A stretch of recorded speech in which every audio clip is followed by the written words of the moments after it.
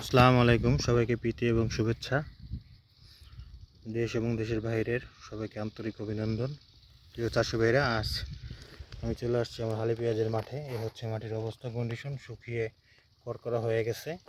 তো আজ আমরা দ্বিতীয় সেচ দিব। তো দ্বিতীয় সেচের আগে আমরা কি কি সার প্রয়োগ করব সেগুলো আপনাদের সাথে শেয়ার করব। বিশেষ করে আমি যেগুলো দিব সেগুলো, এটা হচ্ছে হলো ইউরিয়া। এই দেখেন ইউরিয়া, এটা হচ্ছে ইউরিয়া। এর সাথে দিয়ে দেবো হচ্ছে হলো মিরাক্কেল গ্রোথ। এটা লুমিনাস কোম্পানির একটি প্রোডাক্ট। তো এর সাথে আছে হলো দস্তা সালফার, ক্যালসিয়াম, ম্যাগনেসিয়াম, বোরন, লৌহ, কপার ও অন্যান্য উপাদানগুলো আছে। এটা হচ্ছে হলো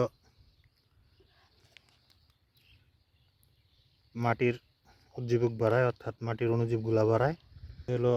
তারপর দিব হচ্ছে হলো হিউমাস কিং, অর্থাৎ হিউমিক অ্যাসিড। এদের ভিতরে হিউমাস এবং পটাশিয়াম সমৃদ্ধ জৈব উজ্জীবক আছে।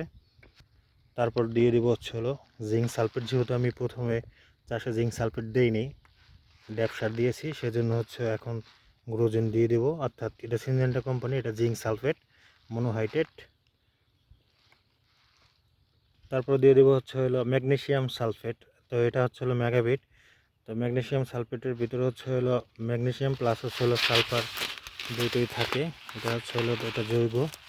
সালফার থাকে হচ্ছে হলো 12.5% আর ম্যাগনেসিয়াম থাকে 9.5%। তারপর দিয়ে দেবো হচ্ছে হলো সিনজেন্টা কোম্পানির থিওবিট। এটা হচ্ছে হলো থিওবিট। তো এটা হচ্ছে আর আমরা আরেকটা বিষয় হলো এই পেঁয়াজের সবচেয়ে বেশি উপাদান লাগে হচ্ছে হলো সালফার। তো সালফার আমি মাটির নিচেও দিয়েছি, মানে প্রথম চাষেও দিয়েছি, এখনও দিব। তো আমরা হচ্ছে হলো ইউরিয়া সারটাকে হচ্ছে হলো কম প্রয়োগ করবো। তো এটার সাথে হচ্ছে হলো ইউরিয়ার সাথে যদি আমরা হচ্ছে হলো থিওবিট বা সালফার, আমি আমার বাজারের থেকে আমি সিনজেন্টা কোম্পানিটা নিয়েছি। আপনারা অন্য অন্য কোম্পানির যেগুলো আছে সেগুলো সংগ্রহ করবেন। স্কোয়ার আছে, এসিআই গ্রুপ কেয়ার আছে, অটো, তারপরে অন্য অন্য অনেক কোম্পানির আছে সালফার। তো আপনাদের যেটা ভালো মনে হয় সেটা নেবেন। আমার কাছে সিনজেন্টারটা বেস্ট মনে হয়েছে, তাই আমি নিয়েছি। তো কোম্পানির প্রচারের কোনো স্বার্থে না।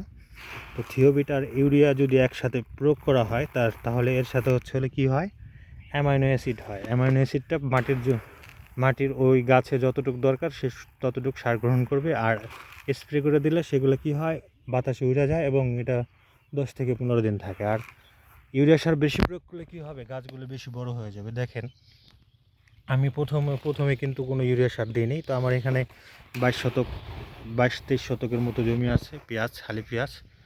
তো 22-23 শতকে আমি হচ্ছে 5 কেজি ইউরিয়া নিচ্ছি, এর সাথে থিওবিট দিয়ে দেবো এবং এগুলো সব মিশিয়ে একসাথে দিয়ে দেব। একসাথে দিলে গাছের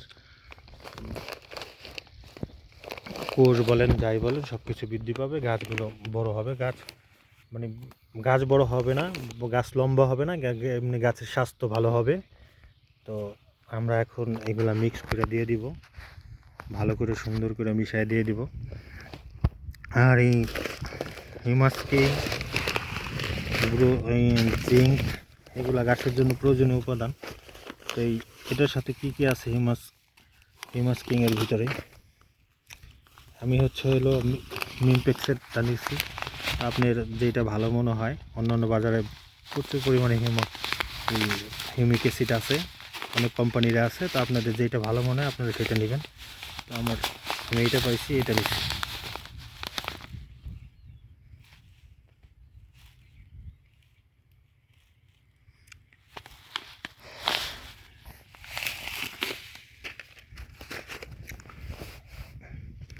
আর এই মিরাক্কেল গ্রোথটা হচ্ছে হলো এমন একটা প্রোডাক্ট, আমি অন্যান্য জমিতে ব্যবহার করছি, ভালো ফলাফল পাইছি মাশাল্লাহ। আমরা কোম্পানির কোনো প্রচারের কোনো স্বার্থ না, আমার এখানে কোনো বেনিফিট নাই, মানে লাভের কোনো কিছু নাই। তো আপনাদের কাছে অন্যান্য যে উজ্জীবকগুলো আছে আপনারা ব্যবহার করতে পারেন।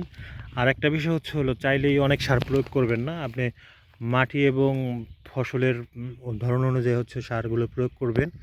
আর অতিরিক্ত সার এবং কীটনাশক বা বালাইনাশক যাই বলেন এইগুলো ব্যবহার থেকে বিরত থাকবেন। এটা আমার অভিমত। আপনারা অনেকে অভিজ্ঞ ব্যক্তি অনেকেই আছেন। তো আমার ছোট এই পরিসর থেকে যতটুকু আমি পাইছি সেগুলো আপনাদের সাথে শেয়ার করলাম। তো আমার চ্যানেলটিকে সবাই সাবস্ক্রাইব করবেন এবং লাইকও করবেন, কমেন্টও করবেন, পাশাপাশি শেয়ার করে দিবেন যাতে আরেকজন দেখে উপকৃত হয়। আর বিশেষ করে একটা বিশেষ অনুরোধ থাকবে, যদি আপনাদের ভালো লাগে বা আপনারা যদি সাবস্ক্রাইব করেন তাহলে আমরা উৎসাহ পাই, আমরা ছোট ছোট পরিসরে যারা কাজ করি। তো সবাই ভালো থাকবেন, আপনাদের দীর্ঘায়ু এবং সুস্থতা কামনা করি। আল্লাহ হাফেজ।